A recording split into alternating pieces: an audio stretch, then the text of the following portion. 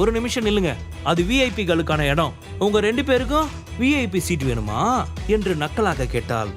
ஐயோ, இந்த கொசு தொல்லை வேற தாங்கல. இது என்ன சிஎம் சீட்டா இவ்வளோ போட்டி போடுறதுக்கு என்று பல்லை கடித்தான் விக்ரம். என்ன கிருத்திகா இதெல்லாம்? நான் தான் இந்த கம்பெனியோட சீஃப் டிசைனர். நீ என்ன செக்யூரிட்டி வச்சு வெளியே அனுப்புவியா என்று சுரபி கோபமாக கேட்டாள். இங்க பாரு சுரபி, கம்பெனி உனக்கு ஒரு ப்ராஜெக்ட் கொடுத்துருக்காங்க. ஆனா நீ அதுல தோத்து போயிட்ட. உன்னோடைய அலட்சியத்தால தான் இன்னைக்கு நம்ம கம்பெனி எல்லார் முன்னாடியும் தலகுனிய வேண்டிய சுச்சுவேஷன்ல இருக்கு. அப்படி இருக்கும்போது நீ இந்த கம்பெனியில் வேலை பார்க்குறேன்னு எப்படி நெஞ்ச நிமித்திக்கிட்டு சொல்கிற? உனக்கு கொஞ்சம் கூட வெக்கமாவே இல்லையா? இதுக்கப்புறமும் நீங்கள் இந்த எக்ஸிபிஷனை பார்க்கணும்னா போய் ஓரமாக நின்று பாருங்க என்று நக்கலாக சொன்னவள் சிரித்து கொண்டே அங்கிருந்து கிளம்பினாள். அப்போது அங்கிருந்த செக்யூரிட்டியை பார்த்து விக்ரம், இந்த எக்ஸிபிஷன் ரெஸ்பான்சிபிலிட்டி யாரோடைது என்று கேட்டான். மிஸ்டர் சாணக்கிய சார் என்ற செக்யூரிட்டி அவர் இருந்த இடத்தை காட்டினார். சாணக்கிய அவர்கள் கம்பெனியில் இருக்கும் எக்ஸிக்யூட்டிவ்களில் ஒருவர். அவர் தீனதயாளனின் வலது கை போன்றவர். அதனால் தான் பல ஆண்டுகளாக அவர் இந்த கம்பெனியில் இருக்கிறார். அப்போது சாணக்கியா அங்கு வந்தார். கிங் ஆஃப் தி வேர்ல்டை தொலைச்சிட்டு எந்த முகத்தை வச்சுக்கிட்டு இங்கே வந்தானே தெரியல. இதில் இவளுக்கு விஐபி ஏரியாவில் சீட் கொடுக்கணுமா? இவ்வளவு பெரிய தப்பு பண்ண இவெல்லாம் எங்கள் கம்பெனியில் வேலை பார்க்கவே தகுதி இல்லாதவ. இவளுக்கெல்லாம் சீட் கொடுக்க முடியாது என்று சாணக்கியா கோபமாக சொன்னார்.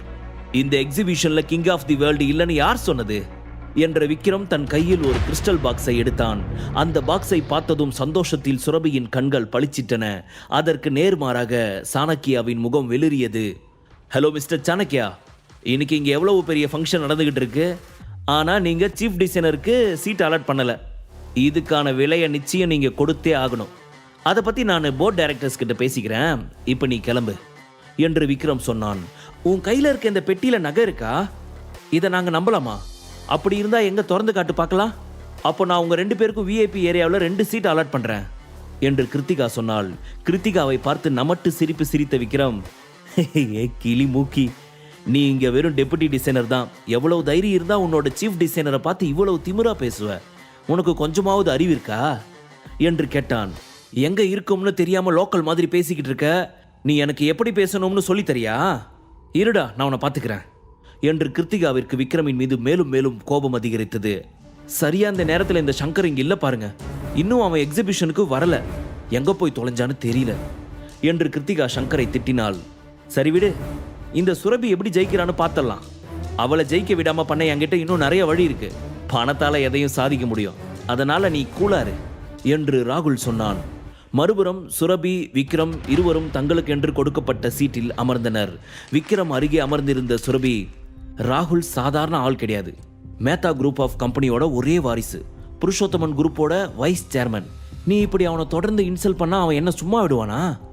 நிச்சயம் உனக்கு ஏதாவது பிரச்சனை கொடுப்பான். அதுக்காக தான் சொன்ன, கொஞ்சம் கோபத்தை குறைச்சிக்கோ என்று சுரபி சொன்னாள். அதுக்கு அவங்க விடணுமே. அவங்க என்ன சீண்டினா நான் ரியாக்ட் பண்ண தான் செய்வேன். விக்ரம் சொன்னதை கேட்ட சுரபி அவனை முறைத்து பார்த்தவள், நீ எல்லாம் திருந்தவே மாட்ட என்று சொல்லிவிட்டு, அது சரி, நீ வச்சிருக்க பாக்ஸில் உண்மையாவே கிங் ஆஃப் தி வேர்ல்டு இருக்கா, இல்ல அவங்களை ஏமாத்த அப்படி சொன்னியா என்று கேட்டாள். அவளை பார்த்து புன்னகைத்த விக்ரம் அந்த பெட்டியை திறந்து சுரபியின் முன்பு வைத்தான்.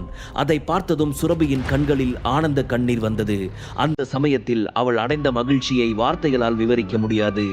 தன் உணர்வுகளை கட்டுப்படுத்தி கொண்ட சுரபி, விக்ரம், இதை எப்படி கண்டுபிடிச்ச என்று கேட்டாள். அந்த ஆண்டவனே நம்ம பக்கம் இருக்கான் பேபி, அதான் கண்டுபிடிச்சிட்டேன். இப்போ நீ என்ன நடந்துச்சுன்னு சொல்லுவியா மாட்டியா என்று சுரபி கேட்டாள். இதை பத்தி நம்ம அப்புறம் பேசலாம். இப்போதைக்கு இது முக்கியம் இல்லை. உன்னோட ப்ராஜெக்டை இந்த எக்ஸிபிஷன்ல டிஸ்பிளே பண்றது தான் முக்கியம். இப்போதைக்கு நீ அதில் கான்சென்ட்ரேட் பண்ணு என்று விக்ரம் சொன்னான். அதுவும் சரிதான் என்று சுரபி சிரித்துக் கொண்டே சொன்னாள். பின்னர் விக்ரம் எழுந்து மேடைக்கு பின்னால் சென்றான். அங்கே ஹோஸ்ட் ஜனனி எப்படி பேசுவது என்று ஒத்திகை பார்த்து கொண்டிருந்தாள். அவளிடம் சென்று அந்த நகையை கொடுத்துவிட்டு அதை பற்றி சொன்னவன் மீண்டும் வந்து சுரபியின் அருகில் அமர்ந்தான். 5 நிமிடங்களுக்கு பிறகு ஜனனி மேடை ஏறினாள். ஹாய், ஹலோ, இன்னைக்கு ஹோஸ்ட் நான் தான். என் பேர் ஜனனி என்று முதலில் தன்னை அறிமுகப்படுத்திக் கொண்டவள் பின்னர் அங்கிருந்தவர்களை பார்த்து புன்னகையுடன் பேசத் தொடங்கினாள்.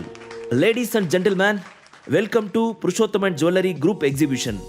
நியூ மாடல் ஜுவல்லரி எக்ஸிபிஷன் இப்போ தொடங்க போகுது என்று ஜனனி சொன்னதும் முழு அரங்கும் அமைதியானது. இங்க இருக்கிற எல்லாருமே ஏற்கனவே எங்க கம்பெனியோட எக்ஸிபிஷனுக்கு பல முறை வந்திருக்கீங்க. இது வரைக்கும் எங்க கம்பெனி மிடில் ரேஞ்ச் ஆர்னமெண்ட்ஸ் தான் பண்ணியிருக்கோம். உங்களுக்கு அதெல்லாம் ரொம்ப பிடிச்சிருந்தது. நீங்க எல்லாருமே அதை விரும்பி வாங்கிட்டு போனீங்க. ஆனா இப்போ எங்க கம்பெனி ஒரு படி மேல போய் இன்னும் பெட்டரான ஆர்னமெண்ட்டை பண்ணிருக்கோம். 10 லட்சம் ரூபாய் மதிப்புள்ள ஆர்னமெண்ட்ஸ் இங்க இருக்கு.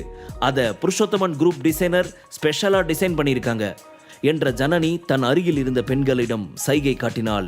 அடுத்த கணம் அழகாக புடவை அணிந்திருந்த பெண்கள் மேடை ஏறி விருந்தினர்கள் முன் நின்றனர்.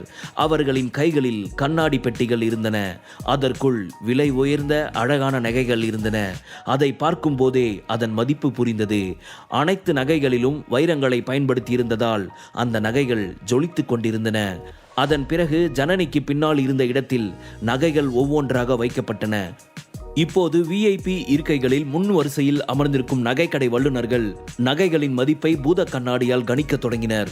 அங்கிருந்த பத்திரிகையாளர்கள் அந்த நகைகளை தங்கள் கேமராவில் படம் பிடிக்க தொடங்கினர்.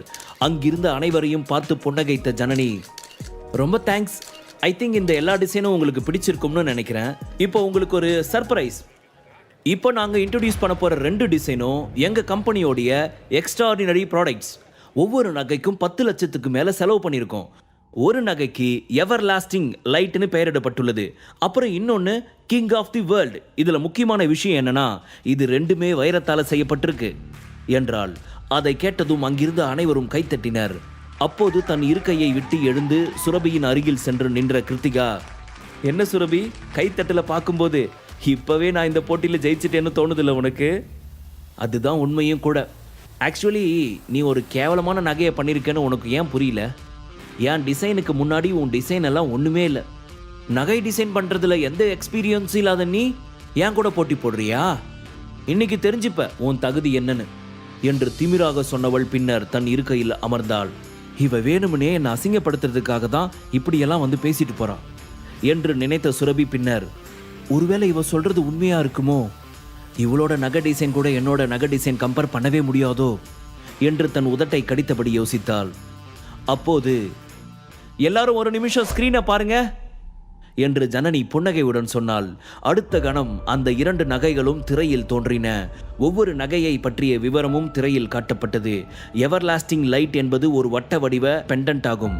அதன் நடுவில் வைக்கப்பட்டு இருந்த நீல நிற வைரம்தான் இதன் சிறப்பே. அதை சுற்றி சிறிய சிறிய வைரங்கள் வைக்கப்பட்டு இருந்தன. மறுபுறம் கிங் ஆஃப் தி வேர்ல்டு லாக்கெட்டின் நடுவில் சாம்பல் நிற வைரம் வைக்கப்பட்டு இருந்தது. அதை சுற்றி சிறிய கற்கள் வானவில் வண்ணங்களில் பிரகாசித்தன. அங்கு வந்திருந்த விருந்தினர்களால் 2 நகைகளுக்கும் இடையிலான வித்தியாசத்தை தெளிவாக புரிந்து கொள்ள முடிந்தது. எவர்லாஸ்டிங் லைட் முதல் பார்வையில் நன்றாக தெரிந்தது. ஆனால் கிங் ஆஃப் தி வேர்ல்டுடன் ஒப்பிடும்போது அதனால் நிற்க முடியவில்லை. அங்கிருந்த அனைவரும் கிங் ஆஃப் தி வேர்ல்டை புகழ்ந்தனர். அதை பார்த்து கிருத்திகாவிற்கு உள்ளுக்குள் கோபம் கொப்பளித்தது. எவர்லாஸ்டிங் லைட்டோட விலை 10 லட்சம். இருந்தாலும் அது பார்க்கறதுக்கு சாதாரண பெண்டன்ட் மாதிரி தான் இருக்கு. அது இதுவரைக்கும் மார்க்கெட்ல இருந்த சாதாரண நகை மாதிரி தான் இருக்கு.